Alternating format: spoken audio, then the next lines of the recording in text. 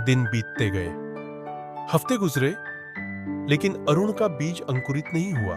वह निराश हुआ, पर उसने हार नहीं मानी। उसने सोचा, शायद बीज को थोड़ा और समय चाहिए। वह रोज उसी बीज को सींचता रहा, उससे बातें करता, जैसे वह उसका कोई मित्र हो। उधर गांव के दूसरे बच्चों के घरों में हर रंग के पौधे उगाए थे। किसी के गमले में लाल फूल खिले थे, किसी के मेहरे पत्ते थे। सब खुशी से अपने पौधों को दिखाते थे। अरुण को देखकर वे हंसते, अरे तुम्हारा पौधा तो उगा ही नहीं, अब राजा तुम्हें तो नहीं चुनेगा। अरुण के मन में दुख तो होता, पर उसने झूठ बोलने का विचार कभी नहीं किया। उसने कहा, शायद भगवान यही चाहते हैं, लेकिन मैं झूठा पौधा लेकर नहीं जाऊंगा। जो हुआ वही सच बताऊंगा।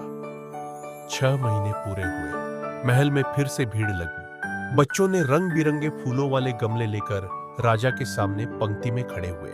राजा ने एक एक करके सबके पौधे देखे। सभी सुंदर थे, पर राजा का चेहरा गंभीर था। अंत में जब अरुण की बारी आई, वह कांपते हुए अपना खाली गमला लेकर आगे बढ़ा। राजा ने आश्चर्य से पूछा, बेटा तुम्हारा पौधा कहाँ है? अरुण ने सिर झुकाते हुए कहा, महाराज मैंने आपका बीज ईमानदारी से लगाया था। रोज पानी दिया, धूप दी, लेकिन वह कभी अंकुरित नहीं हुआ। मैंने नया बीज लगाने का विचार किया, पर फिर सोचा वह धोखा होगा, इसलिए मैं वही गमला लेकर आया हूं जो आपने दिया था।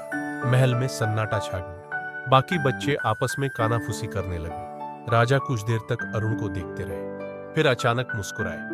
उन्होंने उठकर अरुण का हाथ थामा और ऊंचे स्वर में बोले, यही मेरा उत्तराधिकारी होगा।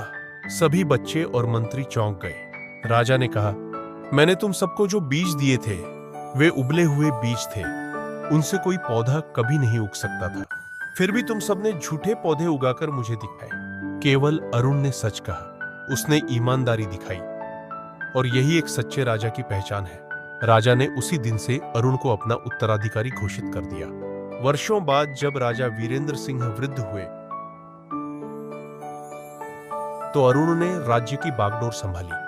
उसने अपने राज्य को सत्यनगरी नाम दिया, जहां हर नागरिक ईमानदारी, मेहनत और सच्चाई से जीवन जीता था। और इस तरह एक छोटे से लड़के की सच्चाई ने पूरे राज्य को नई दिशा दे दी। कहानी की सीख, मोरल, ईमानदारी सबसे बड़ी संपत्ति है। धोखे से मिली सफलता क्षणिक होती है, लेकिन सच्चाई से मिली इज्जत सदा अमर रहती है। सत्य बोलने में भले ही हिम्मत लगे, पर वही इंसान को सच्चा और महान बनाता है।